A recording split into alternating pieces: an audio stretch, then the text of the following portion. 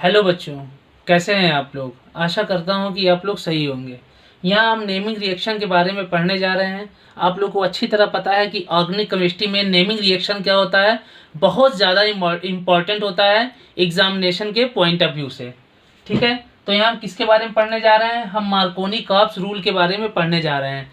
Markovnikov-cops rule कहता क्या है, when an unsaturated molecule add to an unsymmetrical unsaturated bond. क्या बोल रहा है, व्हेन एन अनसिमेट्रिकल मॉलिक्यूल्स। तो हम थ्योरी को उठा के एक साइड में रख देते हैं और पहले रिएक्शन समझने की कोशिश करते हैं, क्योंकि रिएक्शन समझ में आ जाएगा तो थ्योरी हम खुद से बना सकते हैं। तो इसमें बोल क्या रहा है कि unsymmetrical molecules add to an unsymmetrical unsaturated bond. अब ये क्या है, ये अनसिमेट्रिकल अनसैचुरेटेड बॉन्ड है। ये अनसिमेट्रिकल क्यों है, क्योंकि आप देख सकते हैं कि डबल बॉन्ड के राइट साइड कितने कार्बन है, एक कार्बन है CH2, और डबल बॉन्ड के लेफ्ट साइड कितने कार्बन है, एक कार्बन है। लेकिन इस कार्बन के साथ क्या जुड़ा हुआ है, एल्किल ग्रुप जुड़ा हुआ है। एल्किल ग्रुप को हम किससे रिप्रेजेंट करते हैं, एल्किल ग्रुप को रिप्रेजेंट करते हैं हम R से।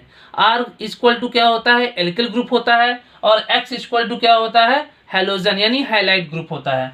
तो आप देख सकते हैं कि यह अनसिमेट्रिकल कंपाउंड क्यों बोला जा रहा है, क्योंकि दोनों की सिमेट्री सेम नहीं है। डबल बॉन्ड के इधर एक कार्बन है और डबल बॉन्ड के लेफ्ट साइड कितने कार्बन है, एक कार्बन है और एल्किल ग्रुप है, यानी दोनों एक दूसरे के इक्वल नहीं है। Left is not equal to right. इसी वजह से क्या शो कर रहे हैं, ये अनसिमेट्री शो कर रहे हैं। अनसिमेट्री शो करने की वजह से इन्हें क्या बोलते हैं, अनसिमेट्रिकल कंपाउंड बोलते हैं। ठीक है, इन्हें क्या बोलते हैं, अनसिमेट्रिकल कंपाउंड बोलते हैं। अब हम ये पढ़ेंगे कि इसे अनसैचुरेटेड क्यों बोलते हैं। तो आप लोग को अच्छी तरह पता है कि अगर कार्बन कार्बन के बीच में केवल सिंगल बॉन्ड होता है तो कंपाउंड क्या होता है, सैचुरेटेड कंपाउंड होता है। लेकिन कार्बन और कार्बन के बीच में अगर मोर देन सिंगल बॉन्ड यानी डबल बॉन्ड और ट्रिपल बॉन्ड होता है तो कंपाउंड क्या होता है, अनसैचुरेटेड कंपाउंड होता है। तो आप देख सकते हैं कि कार्बन कार्बन के बीच में क्या है, डबल बॉन्ड है। और जैसा कि हमने बताया कि अगर कार्बन कार्बन के बीच में डबल बॉन्ड या ट्रिपल बॉन्ड होता है तो कंपाउंड क्या होता है, अनसैचुरेटेड होता है।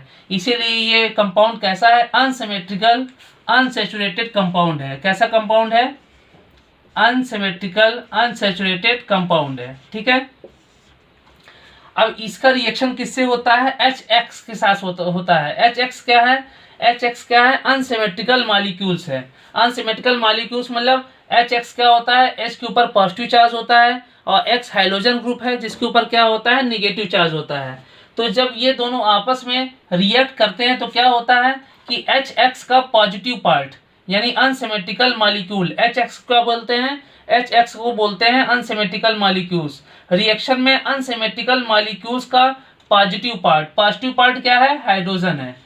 तो पॉजिटिव पार्ट उस कार्बन के साथ जुड़ता है जहां पहले से हाइड्रोजन का नंबर ज्यादा होता है, यानी ज्यादा हाइड्रोजन होते हैं। मार्कोनी-कॉप्स रूल क्या कहता है, मार्कोनी-कॉप्स रूल ये कहता है कि HX यानी अनसिमेट्रिकल मॉलिक्यूल्स का पॉजिटिव पार्ट, H क्या है, प्लस है HX में और X क्या है, माइनस है। तो HX का पॉजिटिव पार्ट यानी H उस कार्बन के साथ जुड़ता है जहां हाइड्रोजन के नंबर पहले से ही ज्यादा होते हैं। और आप देख सकते हैं कि इस लेफ्ट साइड कितने हाइड्रोजन है, केवल एक हाइड्रोजन है, और राइट साइड कितने हाइड्रोजन है, केवल दो हाइड्रोजन है। तो राइट साइड का हाइड्रोजन लेफ्ट साइड के हाइड्रोजन से ज्यादा है, क्योंकि लेफ्ट साइड एक हाइड्रोजन है और राइट साइड दो हाइड्रोजन है। तो पॉजिटिव पार्ट किससे जुड़ेगा, उस कार्बन से जुड़ेगा जहां हाइड्रोजन की संख्या ज्यादा हो।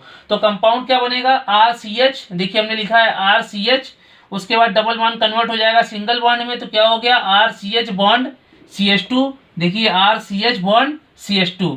अब देखिए H किससे जुड़ा है, H उससे जुड़ा है जहां पहले से H ज्यादा है। जहां से पहले हाइड्रोजन की संख्या जहां पे ज्यादा रहेगी वहीं पे हाइड्रोजन जुड़ेगा। तो H कहाँ जुड़ा है, जहां पहले से हाइड्रोजन की संख्या ज्यादा है, और X वहां जुड़ा है जहां हाइड्रोजन की संख्या कम है। और इस रिएक्शन में हम क्या प्राप्त करते हैं, मार्कोनी-कॉप्स रूल मार्कोनी-कॉप्स रूल के अकॉर्डिंग हम मार्कोनी-कॉप्स प्रोडक्ट को प्राप्त करते हैं। एक बार हम फिर रिपीट कर दे रहे हैं, मार्कोनी-कॉप्स के अनुसार हाइड्रोजन वहां जुड़ता है जहां पहले से हाइड्रोजन की संख्या ज्यादा होती है, तो उसे हम क्या बोलते हैं, मार्कोनी-कॉप्स प्रोडक्ट बोलते हैं।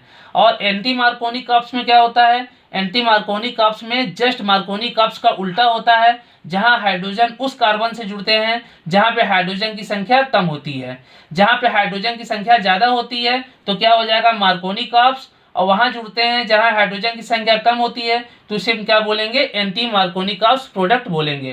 तो बच्चों, हमने आपको मार्कोनिकॉप्स रूल्स के बारे में पढ़ाया। आशा करता हूँ कि आप लोग को समझ में आया होगा। अगर फिर भी कोई डाउट हो गया हो तो आप कमेंट बॉक्स में मुझसे डिस्कस कर सकते हैं। धन्यवाद।